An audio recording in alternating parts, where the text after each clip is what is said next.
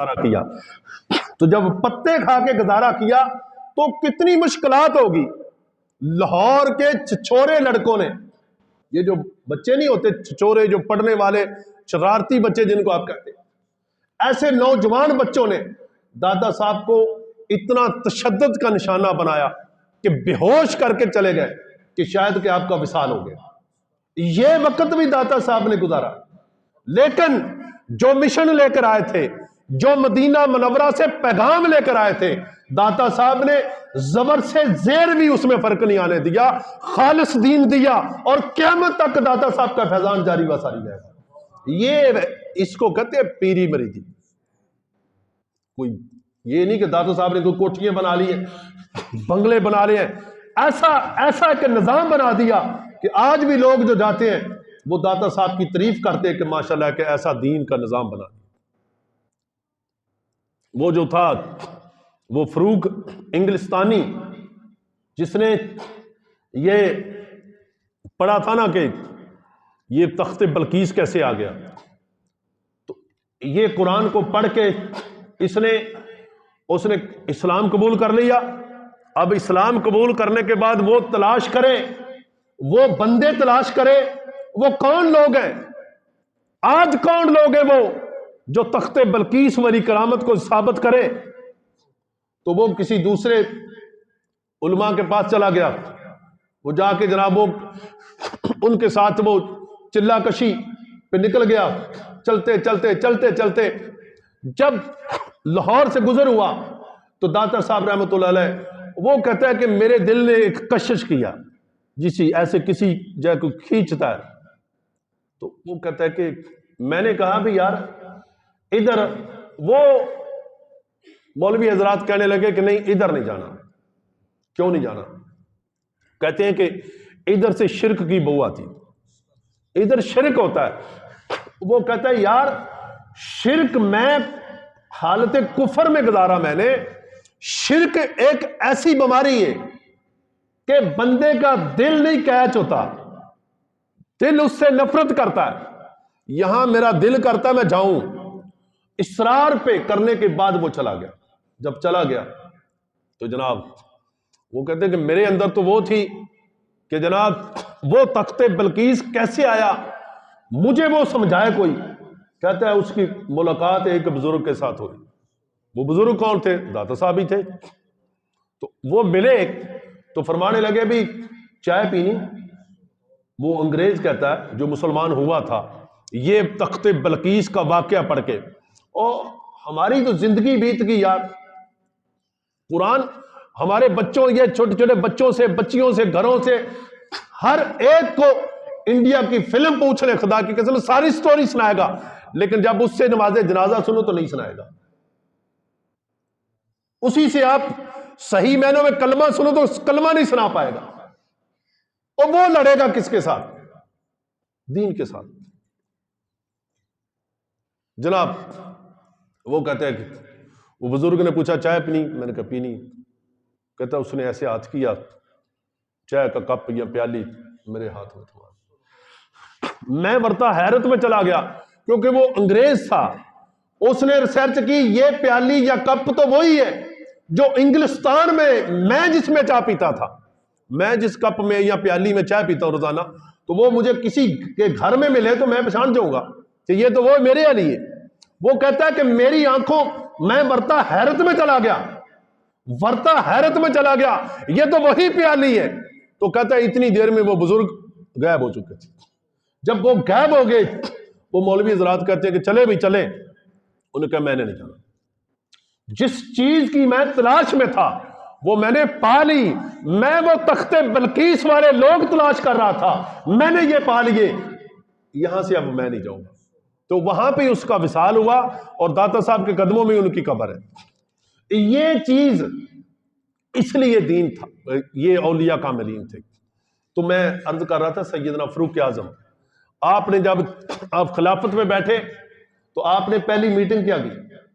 آپ نے فرمایا بھی دوستو میں قرآن کو عام کرنا چاہتا ہوں، میں قرآن کو عام کرنا چاہتا ہوں، قرآن سے کوئی فرد محروم نہ رہ جائے، قرآن کو اتنا آسان کرو، قرآن کے متعلق اتنا بہترین نظام بناؤ، اتنا ماحول بناؤ، اتنی خوبصورت اپنی درسگاہ کو بناؤ کہ ویکن ہاؤس کو چھوڑ کے لوگ قرآن پڑھنے کو آئیں. تو یہ کیسے ہوگا؟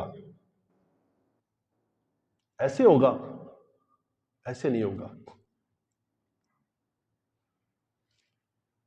وہ کسی نے مشورہ دیا کہ امیر المومنین، قرآن اگر آپ عام کرنا چاہتے ہیں تو قرآن کے قاری کی تنخواہ بھی نہیں کہنا چاہیے، وظیفہ اس کو عام کر دیں، اس کو گورنر کی سیلری کے برابر کر دیں. یعنی جتنی گورنر سیلری لیتا ہے اتنی سیلری تنخواہ آپ قاری صاحب کی کر دیں. آج ہمارے گاؤں میں اگر کسی کو ایک من مونجی یا گندم کہہ دینا تو لوگ طرح طرح کی باتیں کرتے ہیں.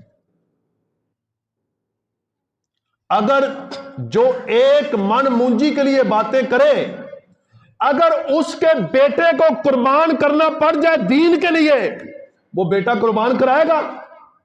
نہیں کرائے گا. اس کے اندر یہ جذبہ ہی نہیں ہے، اس کے اندر یہ کوالٹی نہیں ہے. تو سیدنا فاروق اعظم نے قرآن کے قاری کی تنخواہ کتنی لگائی؟ جتنی ایک گورنر کی. اب ہمارے بعد بزرگ یہ سوچیں گے کہ جناب یہ کیا بات ہے، یہ کیا بات ہے، ہماری سیلری بڑھے تو ہم اللہ کا فضل کہتے ہیں. اور کبھی قرآن کو پڑھانے والے کے متعلق بھی سوچا کہ وہ رات کو روٹی کھاتا یا نہیں کھاتا؟ جب تک ہمارے ذہنوں سے یہ چیز نہیں نکلے گی، یاد رکھیں ہم سب اس میں برابر کے شریک ہیں. قرآن ہم سے پوچھے گا کل قیامت کو ہم نے قرآن کے لیے کیا کیا. آپ محفل میں آ جاتے ہیں، کوئی احسان کرتے ہیں، اور وہ بھی آتے ہیں کہ جناب پہلے پوچھتے ہیں کہ جناب لنگر کیا ہے، کھانے کے لیے کیا ہے، ٹائم کتنا لگے گا. جو یہ ٹائم محفل میں آنے کا ٹائم پوچھے، جمعہ پڑھنے کے لیے آنے کے لیے ٹائم پوچھے، جو محفل میں کتنے ٹائم محفل میں لگے گا وہ جو پوچھے، تو کیا وہ دین کے لیے کوئی قربانی دے گا؟ نہیں دے گا. وہ تو بڑا اپنے آپ سے بہت قیمتی انسان بن چکا. تو فاروق اعظم نے قرآن کے قاری، جس نے قرآن کو عام کرنا تھا، اس کی سیلری ایک گورنر کی سیلری کے برابر کر دی. آج آپ ہر شعبے پہ چلے جائیں، جس شعبے میں چلے، ایک فیکٹری کا ملازم وہ بھی 20 سے اوپر 25,000 روپیہ، 30 35 40 50 60 70 80، اور وہ ڈیوٹی کتنی کرتا؟ 8 گھنٹے، جو 10 گھنٹے 12 گھنٹے 10 گھنٹے بنتے ہیں، گھنٹہ ایک ویسے ہی. اور اس کی سیلری کتنی؟ 80 ہزار تک. ٹائم کتنا دے رہا ہے؟ 8 گھنٹے یا 10 گھنٹے. اور قرآن کو پڑھانے والا کتنا ٹائم دے رہا ہے؟ 24 گھنٹے. پابند ہے. جب ہمارے اندر یہ شعور نہیں آئے گا، اس کی قدر نہیں آئے گی، تو میرے دوستو ہم قرآن کو کیسے عام کریں گے؟ قرآن کیسے عام کریں گے؟ خدارا دین کا جذبہ اندر، جو قومیں جن قوموں سے دین کا جذبہ مدب ہو جائے وہ ہلاک ہو جاتی. دین کے لیے تو یار اگر جان دینی پڑ جائے تو وہ بھی کوئی کم نہیں. تو سیدنا فاروق اعظم نے جب اعلان کر دیا کہ گورنر کے برابر قاری کی تنخواہ، قاری قرآن کی تنخواہ، تو لوگوں نے کہا کہ جناب سب کام چھوڑو، بچوں کو مدرسوں میں بھیجو قرآن پڑھنے کے لیے. ہمارا بچہ قرآن پڑھ جائے گا. اب سوال آپ کے ذہنوں میں آئے گا یا آ گیا کہ اتنے سارے جب بچے قرآن پڑھ گئے تو کیا کریں گے؟ لکڑیں کاٹ کے بیچیں گے. قرآن حفظ کرنے کا مطلب کیا ہے؟ کہ بعد میں بچہ پٹھے کاٹے، بچہ بھینسیں چارے، یا انڈیا کی فلمیں دیکھے؟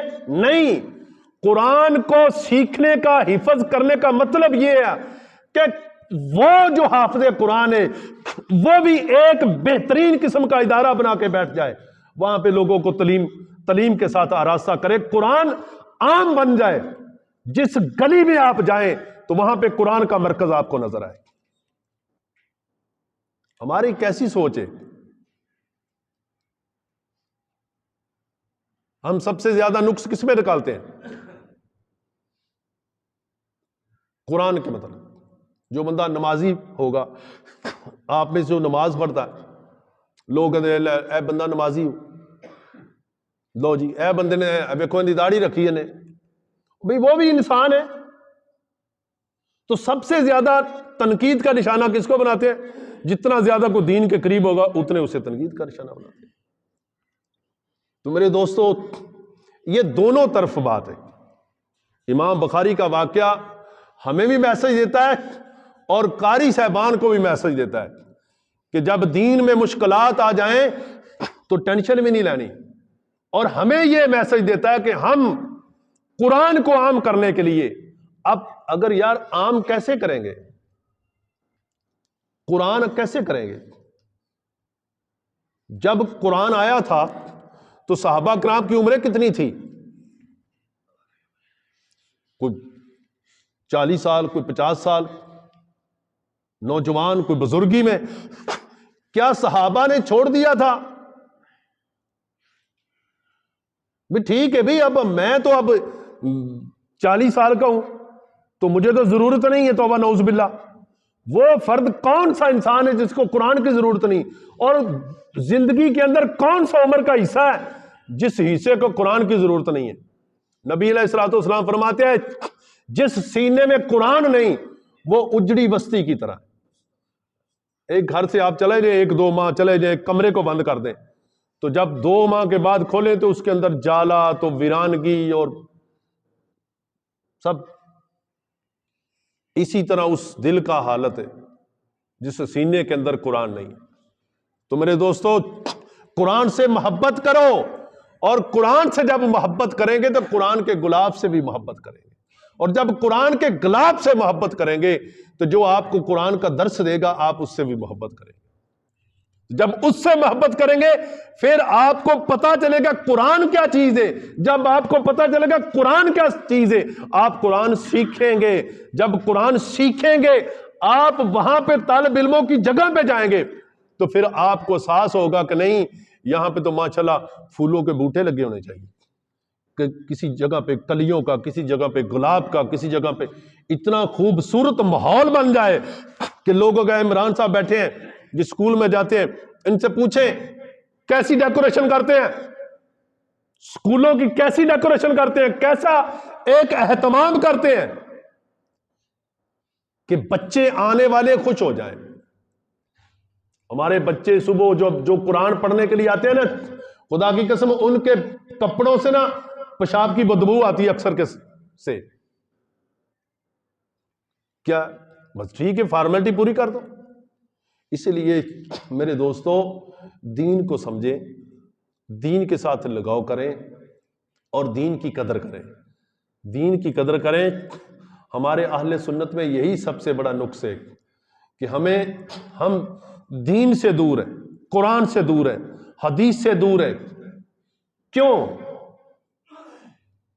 یہ خالی جمع پونجی ٹھیک نہیں ہے۔ ٹھیک ہے، قرآن کو سیکھیں۔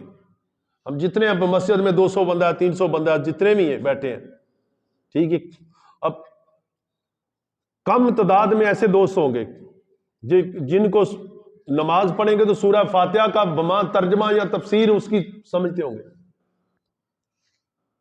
اور کتنے ایسے لوگ ہیں جو روزانہ صبح چاہے ایک صدر قرآن کی پڑھتے ہیں، بہت کم نہیں ملیں گے۔ اور کتنے ہمارے یہاں پہ حافظ قرآن بیٹھے ہیں جن کے اندر یہ ویژن ہے، جذبہ ہے کہ ہم قرآن کو پھیلائیں گے۔ اور گانے سنو، اور ایک پیچھے نا ایک پروفیسر صاحب تھا، اس کو گرفتار کیا گیا، کوئی مسئلہ تھا، وہ فوت ہو گیا. پوری سوشل میڈیا نے الیکٹرانکل میڈیا نے ایک طوفان پیدا کر دیا کہ جناب علم سکھانے والے کو ہاتھ کڑی. ٹھیک بھائی ہم اس کی مذمت کرتے ہیں, نہیں ہونی چاہیے, لیکن ایک انگلش پڑھانے والے ٹیچر اس کی انسلٹ پہ اتنا کچھ ہے, تو یار جو میرے نبی کا, میرے رب کا کلام پڑھائے,